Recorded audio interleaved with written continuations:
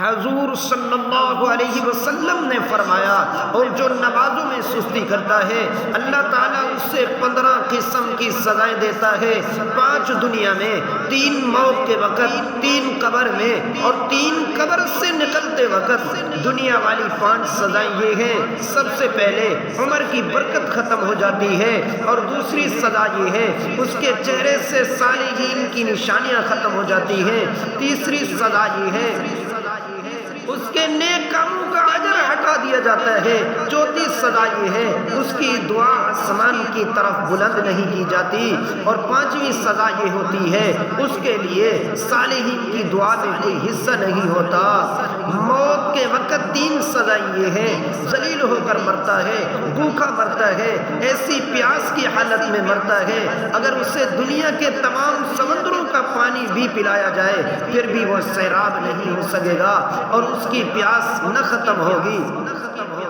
قبر میں 3 سزائیں یہ ہیں: قبر اتنی تنگ ہوگی اس کی پسلیاں ایک دوسرے میں دھس جائیں گی، اس کی قبر کو آگ سے بھڑکا دیا جائے گا اور وہ دن رات انگاروں پر لوٹ پھوٹ ہوتا رہے گا، اس پر ایک سانپ مسلط کر دیا جائے گا، اس کی آنکھیں آگ کی ہوں گی اور اس کے ناخن لوہے کے ہوں گے، اس کے ہر ناخن کی لمبائی 1 دن کی مسافت کے برابر ہوگی، اور وہ میت سے ہم کلام ہو کر کہے گا میں گنجا سانپ ہوں، اس کی آواز بجلی کی کڑک کی طرح ہوگی، کہے گا مجھے میرے پروردگار نے حکم دیا ہے میں تجھے صبح کی نماز ضائع کرنے پر سورج طلوع ہونے تک سزا دیتا رہوں گا، اور ظہر کی نماز ضائع کرنے پر عصر تک سزا دوں گا، اور عصر کی نماز ضائع کرنے پر مغرب تک سزا دوں گا، اور مغرب کی نماز ضائع کرنے پر عشاء تک سزا دوں گا، اور عشاء کی نماز ضائع کرنے پر صبح تک سزا دوں گا۔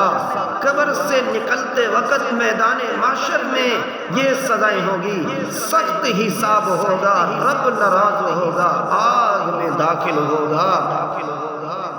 حضرت ابن عباس رضی اللہ تعالی عنہما کہا کرتے تھے جب قیامت کا دن ہوگا تو ایک آدمی کو لایا جائے گا، اللہ کے سامنے کھڑا کر دیا جائے گا، پھر آگ کی طرف لے جانے کا حکم دیا جائے گا۔ وہ پوچھے گا میرا رب یہ کیوں؟ تو اللہ تعالیٰ فرمائے گا اس کی وجہ یہ ہے تو نماز کو اس وقت سے مؤخر کر دیتا تھا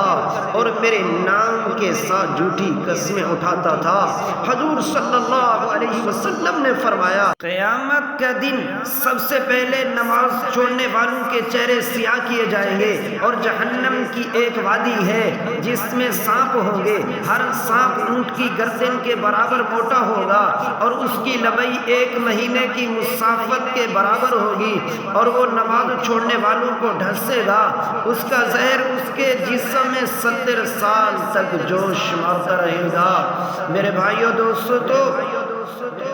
بنی اسرائیل کی ایک عورت حضرت موسیٰ علیہ السلام کے پاس آئی اور کہنے لگی اے اللہ کے پیغمبر، میں نے ایک عظیم گناہ کا ارتکاب کیا ہے اور اللہ کی طرف توبہ کر چکی ہوں، آپ اللہ سے دعا کر دیجئے وہ میرا گناہ معاف فرمائے، وہ میری توبہ کو قبول فرما کر مجھ پر رجوع فرما لے۔